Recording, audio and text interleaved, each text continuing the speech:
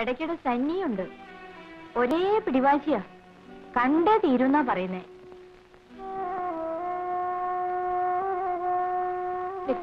ഞാനിപ്പോ വരാം.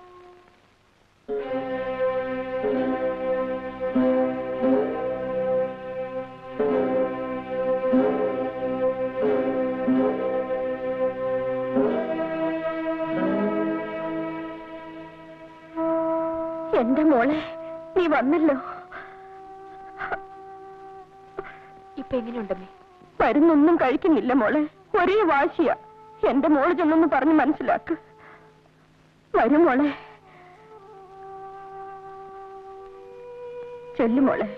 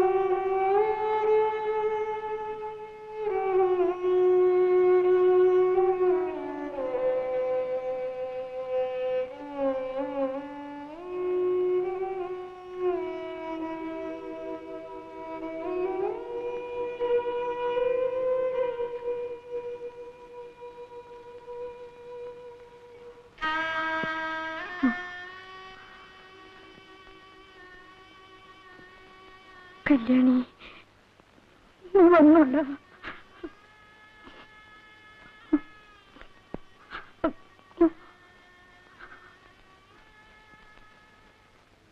ഇപ്പൊ എങ്ങനെയുണ്ട് കുട്ടി?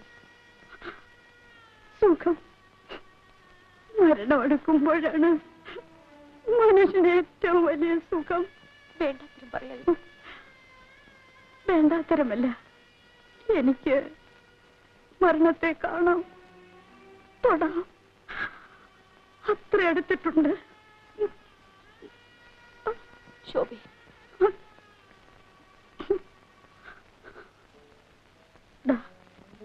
പ്രഭുവിനുള്ള കുറിപ്പ് നോക്കൂ.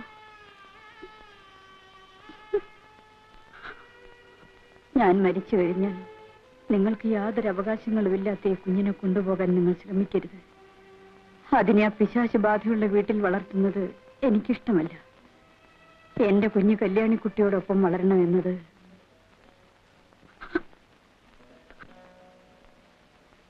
എന്റെ ഒരു ആഗ്രഹമാണ്. ഈ ഒറ്റ ആശയെങ്കിലും നിങ്ങൾ സാധിച്ചു തരണം.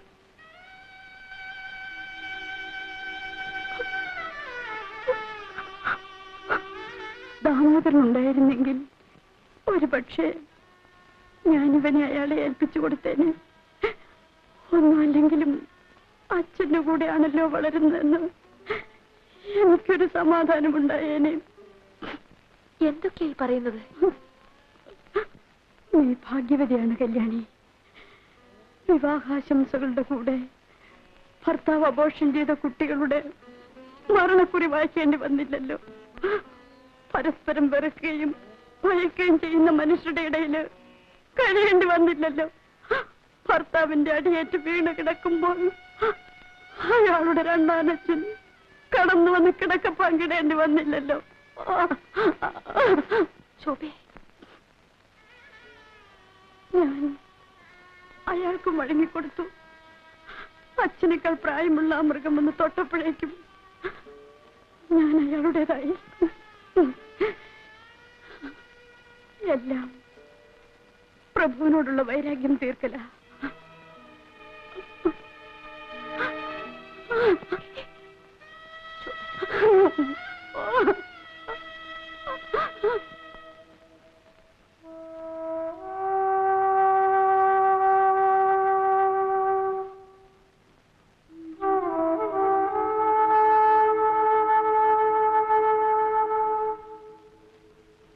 വല്ലതും കഴിക്കണ്ടേ? എനിക്കൊന്നും വേണ്ട. ആ കുട്ടിക്ക് സുഖമില്ലാണ്ടായെന്ന് വെച്ച് അതൊന്നുമല്ല. നീ പോയി കഴിച്ചോളൂ.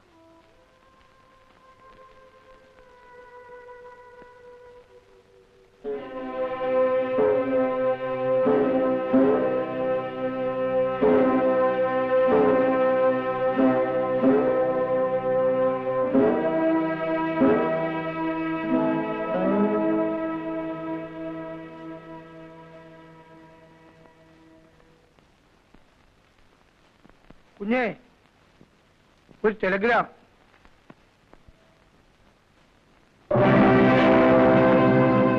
പാവം ശോഭക്കുഞ്ഞ് പോയി.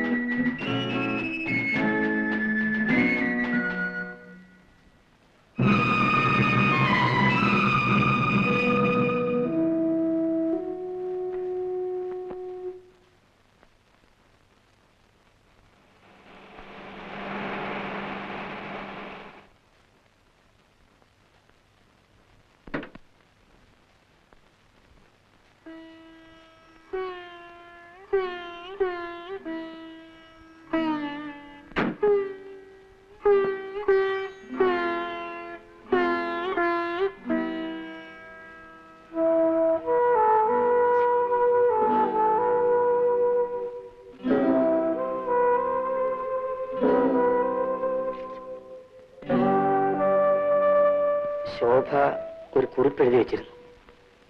അറിയാം. കല്യാണിക്കുട്ടിക്ക് സമ്മതമാണെങ്കിൽ ഈ കുഞ്ഞിനെ ഞാൻ വളർത്താം. സാധ്യമല്ല.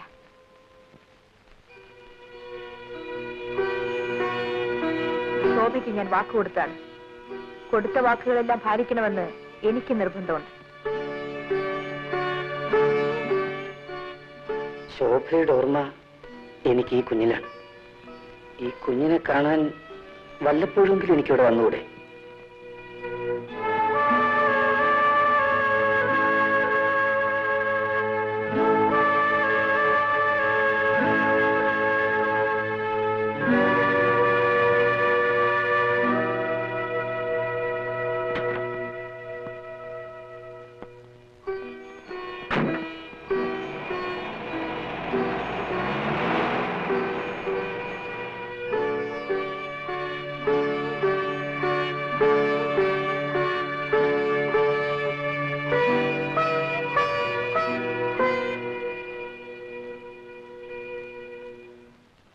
Moncarella, carella, carella.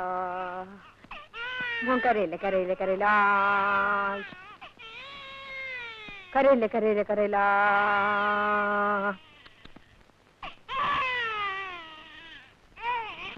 Carella, carella, carella. ഇതെന്തൊരു കരച്ചിലാണ്. വിഷമത്തായോ? ഞാൻ പാല് കൊണ്ടുവരാം. മോന് വിശക്കുന്നുണ്ടോ? കരയില്ല കരയില്ല, പാലിപ്പൊ കൊണ്ടുവരും.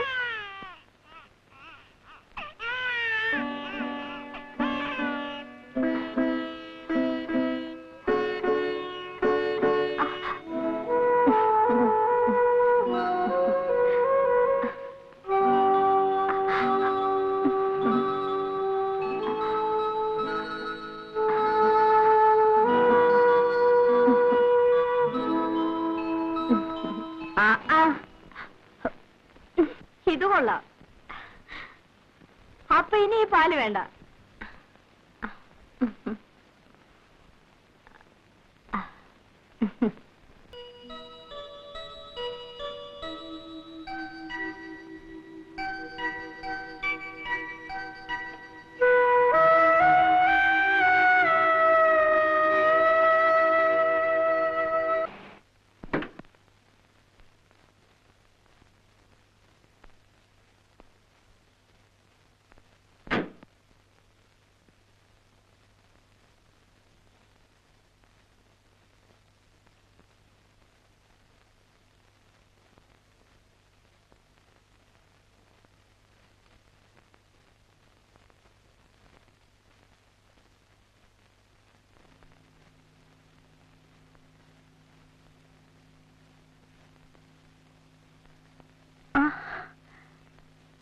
കല്യാണിക്കുട്ടി എവിടെ?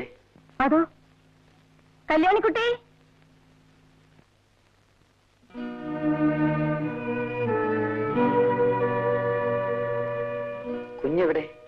ഉറങ്ങാണ്.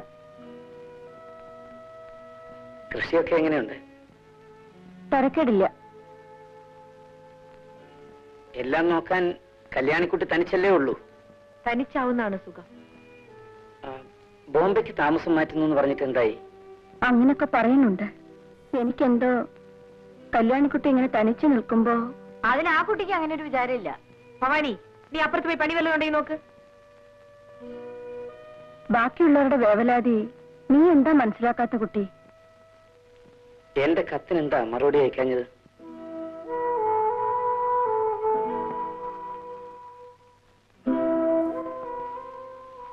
ഞാൻ തെളിച്ചു പറയാം. എനിക്കൊരു പുതിയ ജീവിതം വേണം. ബഹളങ്ങളും കോലാഹലങ്ങളും ഇല്ലാത്ത ഒന്ന്. അതിന് കല്യാണിക്കുട്ടി എന്നെ സഹായിക്കണം. എന്താ ഒന്നും മിണ്ടാത്തത്? എനിക്കറിയാം, ചോദിക്കാൻ അർഹതയില്ലെങ്കിലും ഞാൻ ചോദിക്കുകയാണ്. എന്റെ ജീവിതത്തിൽ ഞാൻ ചെയ്തു പോയ തെറ്റുകൾക്കെല്ലാം ഞാൻ മാത്രം ഉത്തരവാദിയല്ല. ഞാൻ വളർന്ന സാഹചര്യം, എന്നെ വളർത്തിയവർ, അങ്ങനെ പലതും. ഇതെപ്പറ്റിയെല്ലാം കല്യാണിക്കുട്ടി സാവകാശമായിട്ട് ആലോചിക്കും. ഒരു പുതിയ ജീവിതത്തിലേക്ക് തിരിച്ചു വരാൻ എന്നെ സഹായിക്കാൻ കഴിയുമോ?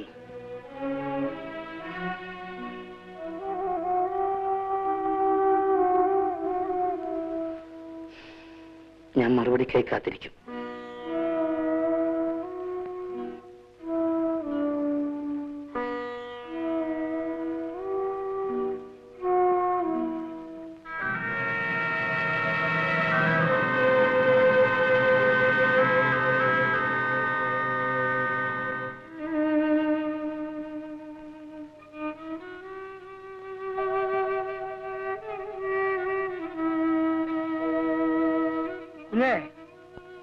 ഇതാണ് ഞാൻ പറഞ്ഞ പെൺകുട്ടി.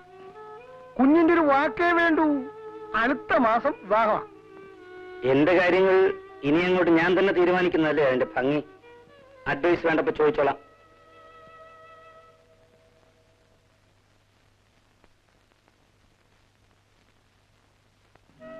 നേര് പറയും മോളെ, നിനക്ക് അയാളോട് വെറുപ്പുണ്ടോ? ഒറ്റ വാക്ക് പോരൂന്നുള്ള ഒറ്റ വാക്ക് മതിയായിരുന്നു പഴയ കല്യാണിക്കുട്ടിക്ക് ഒപ്പം ഇറങ്ങിപ്പോവാൻ. പക്ഷേ ഇന്ന് ലക്ഷ്മിയടത്തിയുടെ മനസ്സിന് സ്വല്പ ആശ്വാസം തരൂ മോളെ.